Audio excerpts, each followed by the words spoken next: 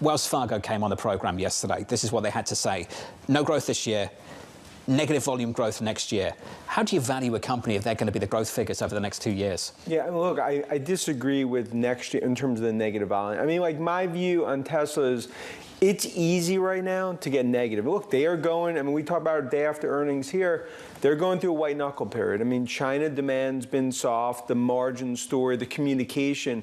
But look, my view is on the other side of this, this will be a company on its way 2.5, 3 million units when we look at the next few years. They will gain more share. The leverage will be there. And I believe ultimately numbers, EPS growth will start to come back up. It just doesn't feel like that's where the market is right now. It feels like the market is in a space which benefits hybrids. Toyota, GM starting to lean in that direction, think about it. Ford's already there.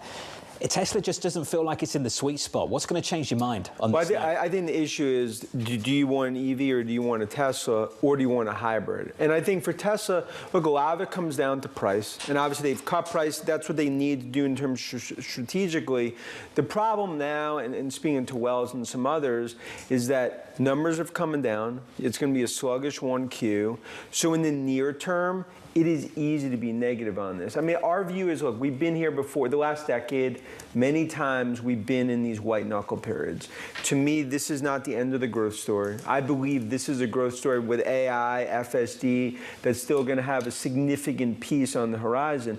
But no doubt, in the near term, like when I have a positive note on Tesla, probably 30 emails within 10 minutes negative, because sentiment, I mean, look, the Uber driver today was super negative on Tesla. Yeah, but so Dan, you know why they're upset. Because if I'm a client, this stock is down by something like 30% year to date, and you've had a buy on it the whole way down. No doubt. But that's why they're upset. 100%. But in my career, in 25 years, our calls have been when things got the worst, whether it was Apple, Tesla, Amazon, Apple, when things got the worst, you handheld through those periods in terms of onto the other side. It is easy to yell fire in a crowded theater when you're going through this period.